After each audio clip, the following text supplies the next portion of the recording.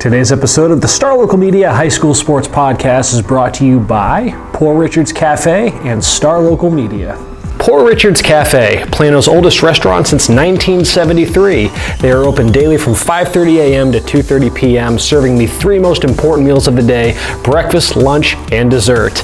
It is true Texas home-style cooking made with love and grit. That is Poor Richard's Cafe, located off of Avenue K in Plano.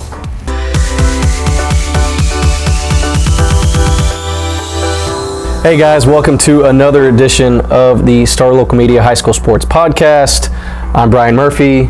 Taylor Raglin is sitting here to my right. I think we can name this episode the Bryan Murphy episode. Yeah, just the two of us again, but the road's going to shift. I did a lot of the talking on the podcast earlier this week, but I feel like it's probably your turn. We've taken over this week. We've kind of made it our thing this week with our fearless leader Matt Welch on vacation, and Justin Thomas no longer here. He would have been here to kind of discuss a little bit of the colony, because we're going to be talking.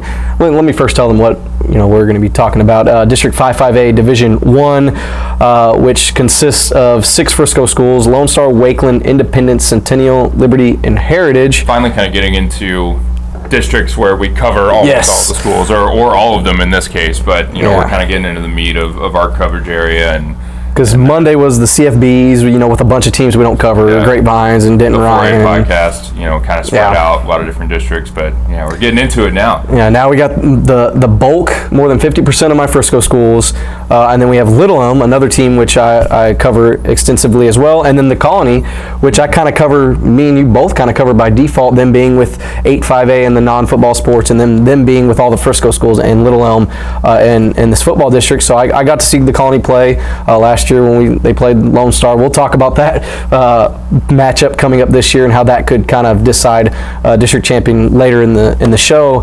But yeah, this is a very interesting district. Mm-hmm. Last year it was those top 2 teams we just mentioned battling it out, and then there was just a bunch of teams fighting for 3 and 4, those last 2 playoff spots.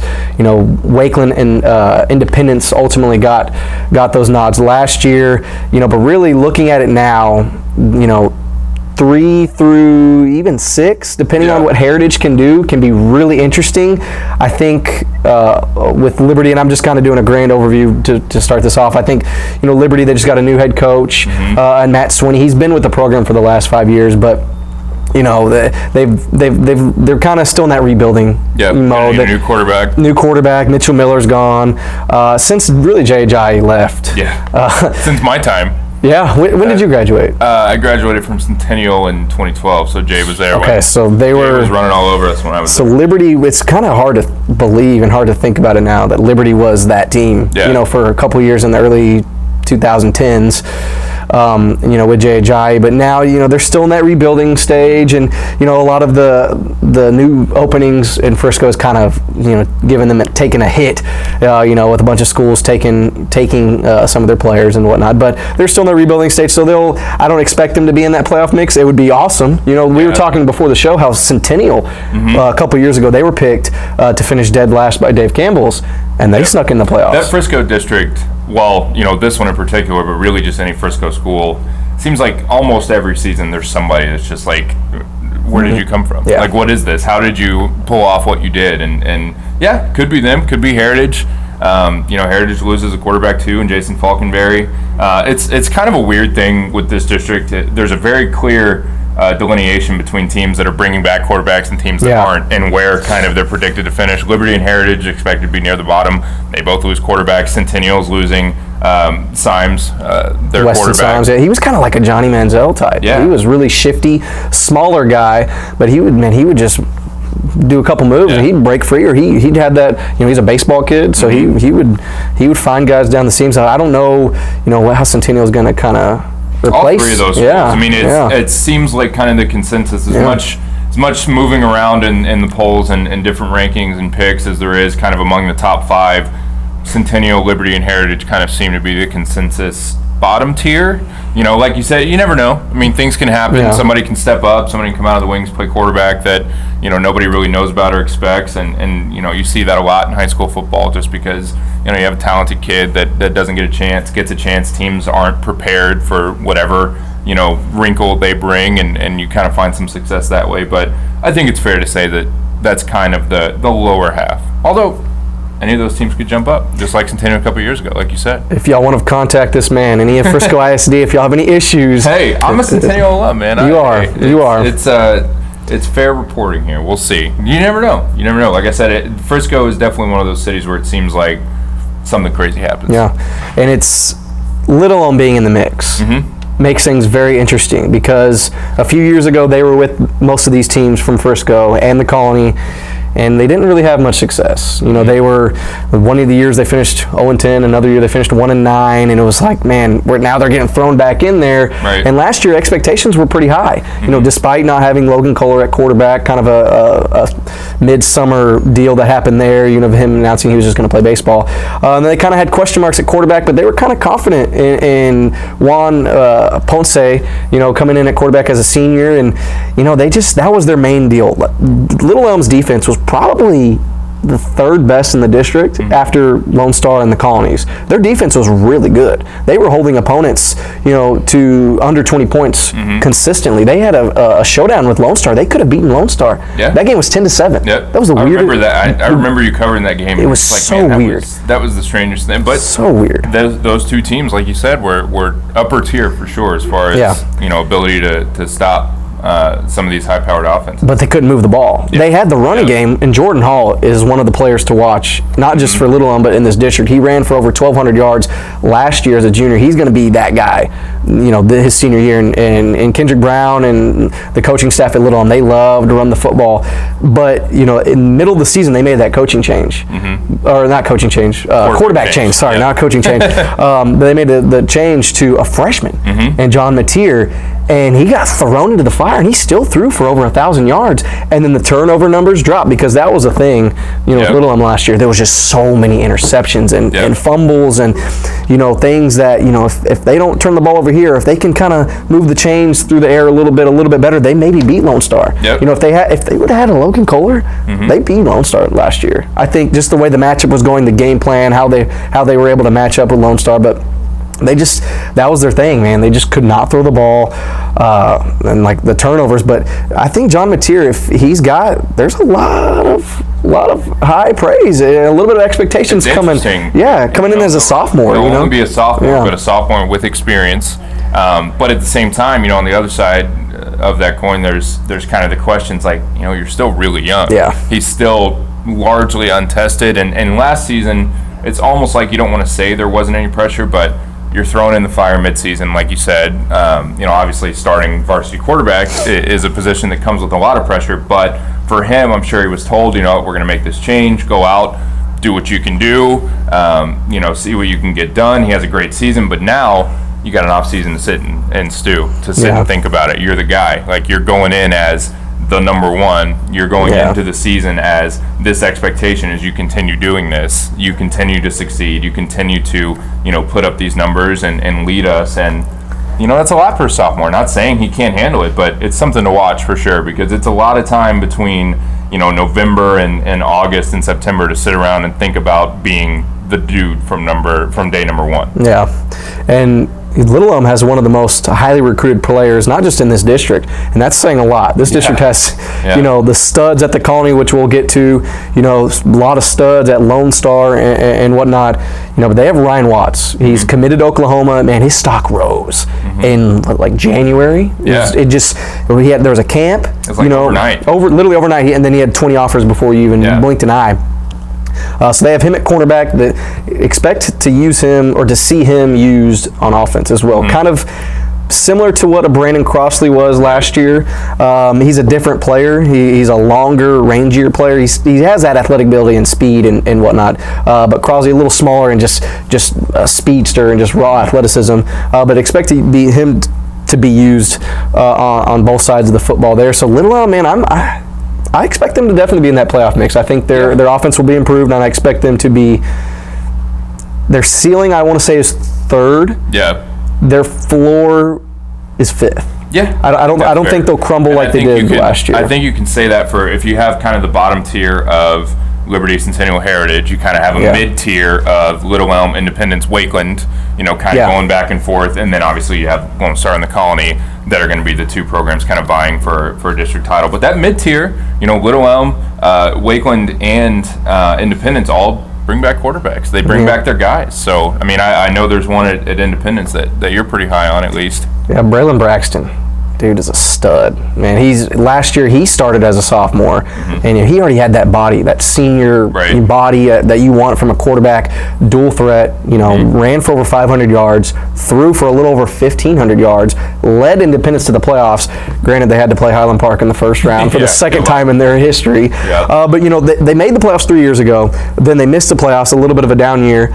And then they find their way back in the playoffs. I guess Independence was kind of that Frisco team last year, like, hey, where did y'all kind of come from? Y'all went from the bottom, and then y'all snuck in there as the 3 seed. But, when you have in high school, it's so important to have that quarterback that can run and do it all. Even if they're going to have some holes to fill defensively. They lose their star running back Logan Brungart, but I still think Independence is going to be in the mix. And we were just looking. Vipe.com has Independence actually finishing 5th. Dave Campbell's has them finishing 3rd. I think that's the perfect range. I think 5th. I don't see them either one. Yeah, but I don't see them missing the playoffs. Unless there's just way too many question marks on defense, or they just lose games that they shouldn't lose to maybe a Heritage or Centennial, and then lose to Little Elm, a team they beat last year also. But I just don't expect them.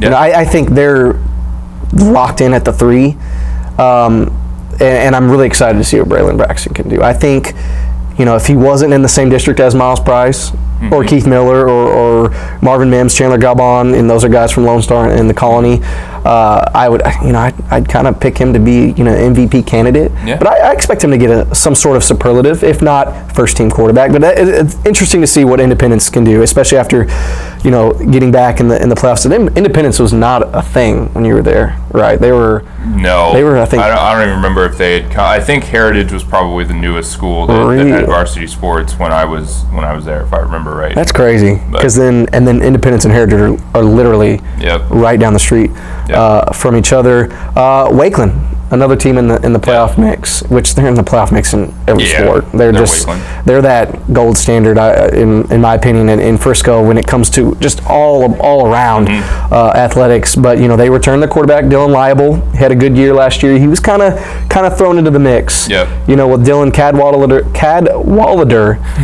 say that 5 times fast, transferring to Prestonwood. And the injury bug hit them pretty hard. It seems like it has the last 2 years, but they have some guys coming back from injury. Mike Callahan, he's a 4-year starter. He would have been a starter last year. He got hurt earlier in the year last year. He's back on that offensive line. Kevin Rochelle is a receiver to watch. He had 900 receiving yards last year as a junior. Wow. So he'll be a good target there for Liable. Wakeland's the same thing. Ceiling is 3. Floor 5, unless there's some big injuries. It's a weird district that just has like these very clear tiers, because you look at a district like 968, which we'll get to much later, as far as our preview of that district. But it's like that district has, you could argue 3 tiers, but it's really just 2. It's like Allen and then like a big question mark outside of maybe Plano West, who's still definitely on the come up, falling 0-26. But this district is just so open, I guess, and so kind of clear as far as those 3 teams that are going to be on the bubble. But there's certainly 2 teams that we don't think will be on the bubble. No. Let's take a quick break, and we'll get to those top 2 teams being the Colony and Lone Star. But first, a word from our sponsor. Today's podcast is brought to you by Star Local Media. 14 newspapers and websites with a print distribution of 270,000 homes and monthly page views of 600,000 online. Star Local Media, your community voice for news. And now, let's get back to the podcast. All right, and we are back to round out this episode of the podcast, previewing District 5, 5A, Division 1. We've touched on a lot of these schools, a large chunk of the Frisco schools, and Little Elm, previewing some of those teams there. But we still have the projected big boys. The ones with the heavy hitters, and just, you're looking at Division I talent. I'm not saying the other Frisco schools and stuff do not have that talent, which they do, but multiple future Division I college football players at both schools, in the Colony and Lone Star. Let's start with the Colony. They have this trio that's been together, for 2 years already on offense. I'm not even counting their cornerback, who's played some receiver in the past, I believe, and Christian Gonzalez, who's been highly recruited as a cornerback. But I'm talking about the trio. Can you name a better trio in 5A, at least in our coverage area, 5A? And Mikey Harrington at quarterback, 2-year starter, about to be a 3-year starter. Miles Price, he literally does it all.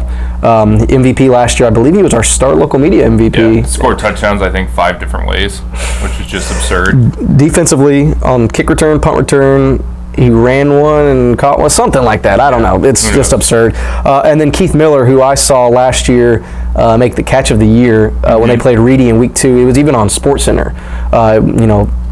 Touchdown grab, one-handed, in the corner of the end zone. I had it on my phone, but it was a bad angle. Someone else behind the end zone had the footage that got sent to Top 10, ESPN SportsCenter Top 10. But man, the Colony, they're going to be locked and loaded again. They were just blowing everyone out except Lone Star, and that was the game of the year. I remember when I came back to the office last year after that game, because after our games we all meet up here at the office and whatnot, and we're here late doing all kinds of stuff, all kinds of fun stuff. I remember I came in all giddy and just so excited, and I was kind of upset because I remember around this time last year, maybe it was closer to the season, or maybe it was during the season, me and Justin had this thing, Justin Thomas. I said there's no way Lone Star was going to lose. Right. And then he was defending the Colony, to the death, which, looking back, I don't regret anything. Yeah, it was the way that game ended, and the craziness of that final play, and just everything that goes into that game. That game was a coin flip. Yeah. Those two teams were equally matched, I think. Like, when do you ever see a hook and ladder? Yeah. Like, on the final play of the game. Not just see it, but see it work to perfection, like untouched. It's nuts. Yeah, and so those two teams, they will play each other.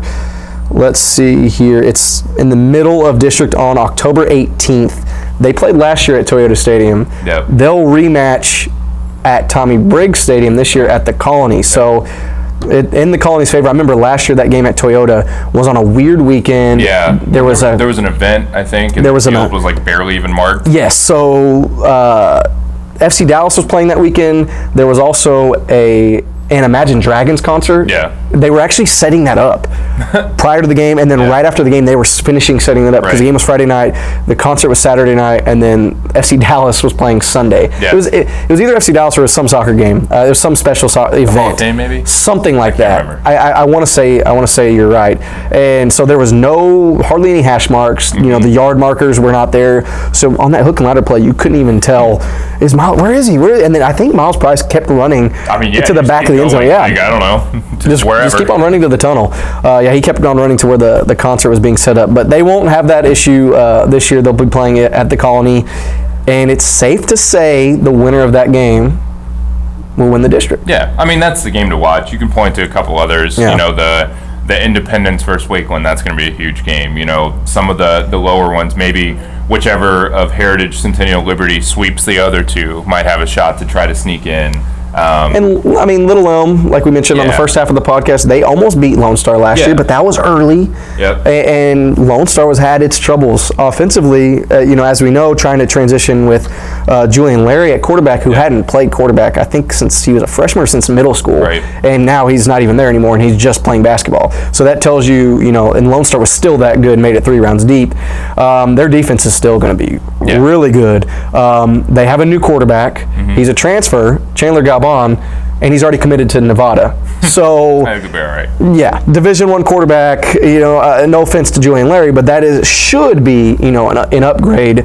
Julian Larry, a phenomenal athlete, and was able to make things happen with his feet. But when you have that's the difference. You go from an athlete back there, which works in a lot of cases, and obviously did Lone Star well enough. But you go from an athlete to a quarterback. Yeah. You know what I mean? You go from somebody that you just trust to, take care of the football and be athletic and make things happen, to someone that, knows the position and plays the position, is going to college for the position, and it's just a different level of experience, I guess. And we mentioned, some of the top receivers, in the district, Miles Price, they throw him in the slot. Keith Miller going to Kansas as a receiver, really dynamic there. Kevin Rochelle at Wakeland, but really, no doubt in my mind, Lone Star has the best receiver in the district. Yeah. They have one of the best receivers in the state, in my opinion, in 4-star Marvin Mims. Yeah. He hasn't committed yet, but he's got offers from Oklahoma. It's kind of a similar thing with him and Miles Price. Is Miles Price the better athlete? Maybe. But is Marvin Mims the better receiver? Is Miles Price the better athlete? Marvin Mims is a stud basketball player. They're both. Marvin Mims got Offensive Player of the Year in basketball. It's one of those scenarios where it's like, I'd take either one of them. There's almost no difference in the way that those two can break games. It's pretty fun to watch. It's like if you're picking a fantasy team and you're trying to pick between like Saquon and Zeke or something. There's no difference. They're both awesome. But Marvin Mims, he like I said, the offers are endless. Ohio State, Stanford, Notre Dame, Oklahoma, yada, yada, yada. He had 18 touchdowns last year. He scored the lone touchdown against Little Elm, but it was on a kick return. Shows you how dynamic he is as well. Man, with Galban at quarterback, I think Mims, I don't even know how you go up from those numbers, but I think he could, flirt with, 1,500 yards receiving. That's not impossible. But man, in their defense, Jalen Ford, he's got offers from so many Division I schools all across the board. Their linebackers are going to be so good. Torrin Pittman and just a bunch of guys there with a lot of experience on defense. Man, I know I said it last year, and I was really confident. I was going to say, cut to the chase. That Lone Star was going to. I don't see Lone Star losing this game. I'm not like the Colony should be maybe even better, but I think Lone Star is going to be way even better, if that makes any sense. With the new quarterback, is just it makes things so intriguing to me. But I just don't see Lone Star losing to this team 2 years in a row. They lost last year, not a fluke. It was a design play. Rudy Rangel told me perfectly. Rudy Rangel told me the Colony head coach. He told me they practiced that all the time, and so it showed. It was an awesome play, but it was a coin flip, and I think Lone Star is just that improved. This year, I'm picking them. So if you got Lone Star winning that game, obviously you have them winning the district title. I would assume the Colony, coming finishing as runner-up. So those 3 and 4 spots. We kind of talked about 3 teams that we feel like could fill in those spots, but how do you see that group shaking out? Do you see somebody from kind of that bottom tier jumping up? What's kind of the rest of the postseason picture look like?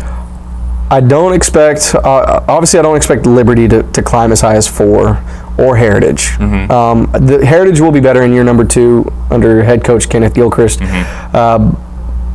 But like I said, there's too many question marks at quarterback and stuff like that. And so they'll finish between 6 or 7, maybe 5. Realistically, it's between 3 teams for the last 2 spots. We've kind of harped on that a little bit. Wakeland, Little Elm, Independence.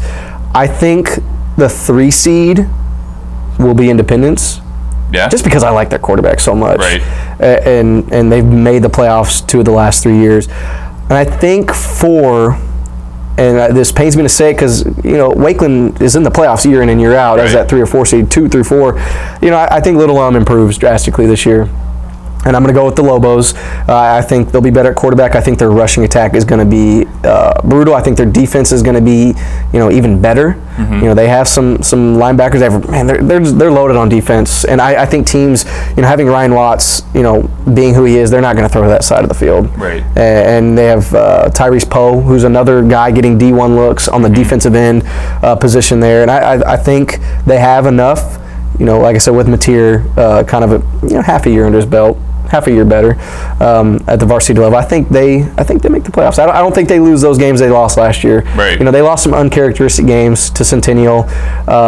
They beat Wakeland in the middle of the year, but then they lost games to Independence, and they played these teams close. Independence and Centennial, they didn't get blown out by these teams. It was just heartbreaking losses that they suffered. And then the heartbreaking loss to Lone Star, they were just a couple possessions away from maybe winning even 5 games in this district and kind of pulling off, the upset, maybe finishing second. So I think Little Elm does it, and I think Wakeland is in the mix, but I'm going to have to put them at 5. That's so weird to I know, just say the words that Wakeland is going to miss the playoffs, but it could absolutely happen. The margins are crazy thin. Now that I say this, Centennial's going to win the district. Heritage is going to finish second. The Colony's going to miss. Lone Star's going to miss. And I don't know anything. Did you have a prediction? Any bold predictions about the district, or you going to steer away? Not really. I mean, I'm kind of with you. I think as far as the postseason teams, the only thing I may change is Wakeland getting in there somewhere, but that's a product also of me probably, being a Centennial alum and just, associating Wakeland with, like you said, just kind of that best all-around Frisco ISD program's really tough to knock them out of the postseason, really, in any sport. But I can absolutely see a scenario where it plays out exactly, how you said. I think the Colony might get Lone Star again. Who knows? But yeah, I mean, I have no qualms with the 4 playoff teams of the Colony, Lone Star, Independence, and Little Elm. So we'll see. Should be interesting. Can't wait. Next week, we will dive into 7-5A Division 1 and 7-5A Division 2. I know 7-5A Division 2 will be all over that. I have 4 more Frisco schools. You obviously have Lake Dallas, Lovejoy. So we'll be lots to discuss there. Lebanon Trail Memorial should be much improved. Don't be surprised if they get thrown into the playoff mix. So stay tuned for my hot takes there. But that'll do it for this edition previewing 5-5A Division 1. Like I said, we'll be back next week. That's Taylor Raglin. I'm Bryan Murphy. We'll see you then.